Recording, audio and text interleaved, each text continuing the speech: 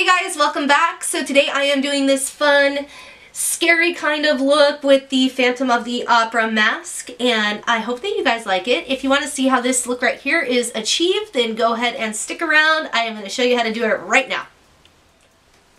Alright, so the first thing that I'm going to do is line the area that I want to put the gelatin so that I have a nice outline of what the mask is going to cover and where it's going to be. So that's the first thing I'm going to do.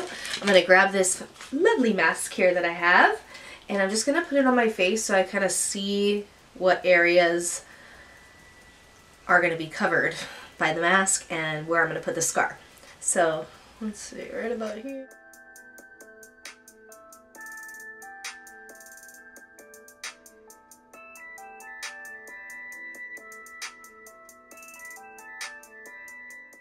Okay, so after I get that outline, I'm going to take a little bit of Scotch tape and I'm going to start giving myself a nice deformed look where the scar has pulled the skin together in the middle. So, like this.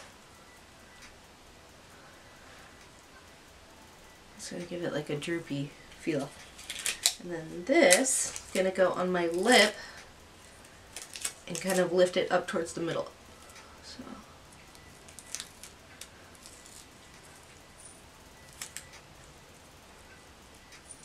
Hopefully that'll stay until I get the scar on. So that's how that looks, nice and lovely. Then we're going to put the gelatin on top of this. Okay, so after I've warmed up my gelatin here, I want to test it on my hand because this can be very hot. And before I put it on my face, I just want to test little spots so that I'm not burning myself.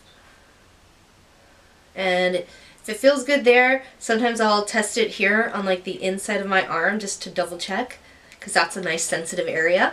And it's really nice. It doesn't feel too hot. You just really want to make sure that you don't go in with the gelatin when it's too hot because once it gets on your skin, you can't pull it off and it just starts burning. So keep that in mind. Nice little disclaimer. Okay, so once I got my gelatin nice and liquidy, I don't want it to be too tacky, I'm going to go onto the areas that have the tape.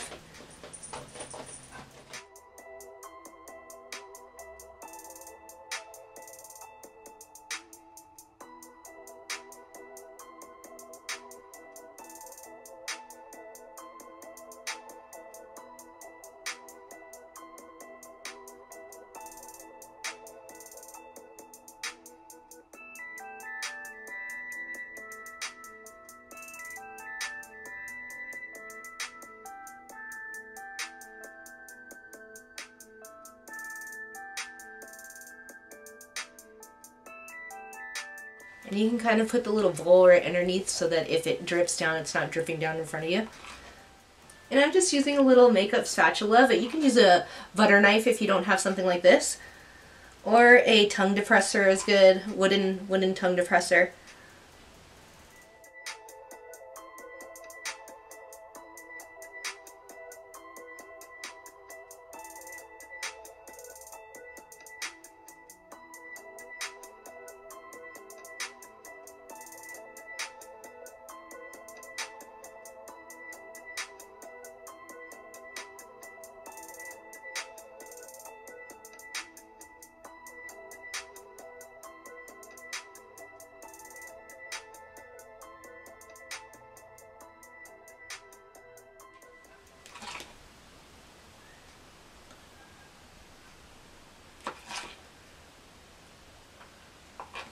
And if it gets too tacky, you can always just microwave it a little bit. So I think I'm going to throw it in the microwave and warm it up so that it is more pliable, easy to work with. Okay, so I threw it in the microwave for about 8 seconds. Make sure not to let it boil while it's in the microwave.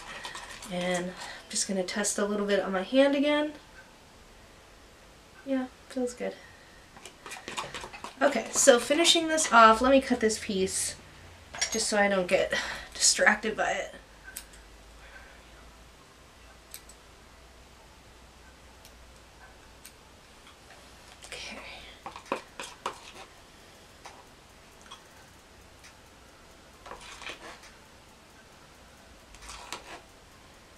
Cover the entire nose.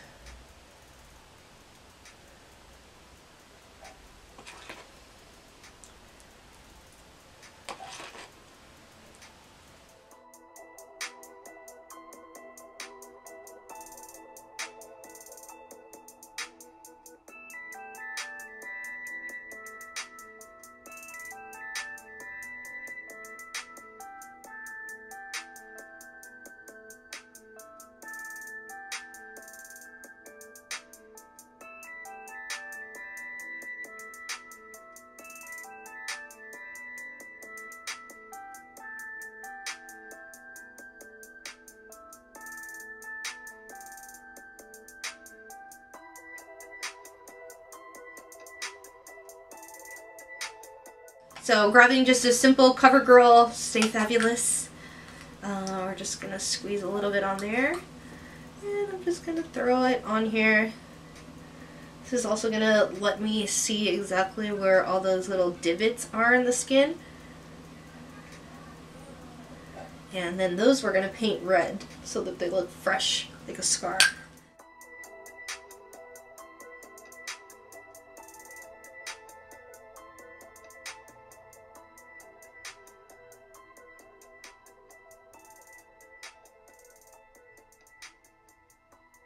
Okay, so once I get a nice layer of foundation everywhere, then you can really see where all those spots are that we're going to paint red. So next I'm going to get my Skin Illustrator alcohol activated paints, and I'm going to grab a few different ones here, getting my 99% alcohol, and I'm just going to throw a little bit in a color that I want to use, which is going to be this middle color right here.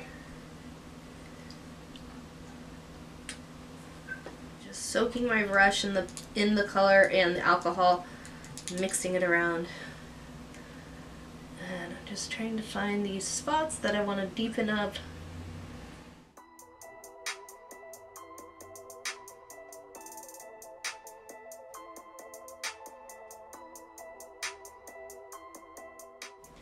Then I'm going to go in with this red right here, putting some 99 alcohol in there.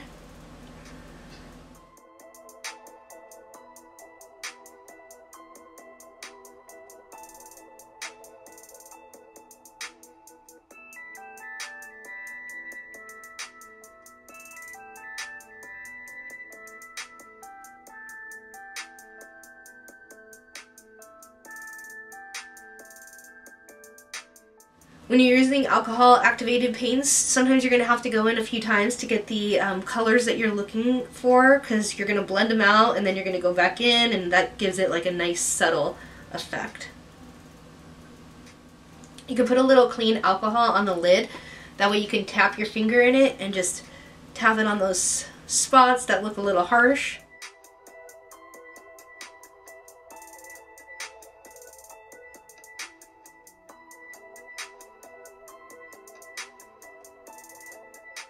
And it's starting to look a little red for my liking, so I'm going to go in a little bit with some foundation again. So just get a little bit on my brush, and I'm just going to tap this on spots that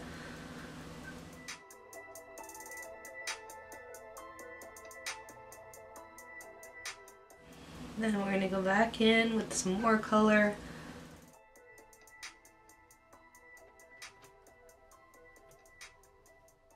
Okay, so using my cream palette in this blood tone color here, that one right there, I'm going to go into my eye. Since it's not alcohol activated, it's not going to sting.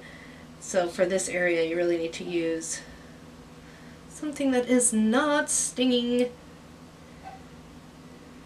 And I'm just really putting it in the middle and kind of blending it out.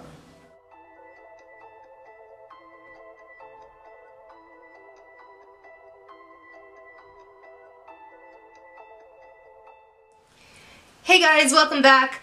So today I am doing this fun Phantom of the Opera look, and just using a little gelatin, some tape. The tape didn't even actually stay that well, but this was my fun look that I've been wanting to do for a while because I've had this mask, and you know, it was something that I had been putting off. A fun little fact, the very first Phantom of the Opera, they actually used full face makeup, and because there was so much singing and you know, vocals, it required so much movement of the mouth, they cut the mask in half so that the actor was able to belt out his songs and able to sing without ruining the makeup. So that's a little fact that I thought was cool. Alright guys, that is the final look. I feel like that was pretty easily achieved with the gelatin. We just applied that over the tape, which didn't even hold, and it's already starting to lift as I talk.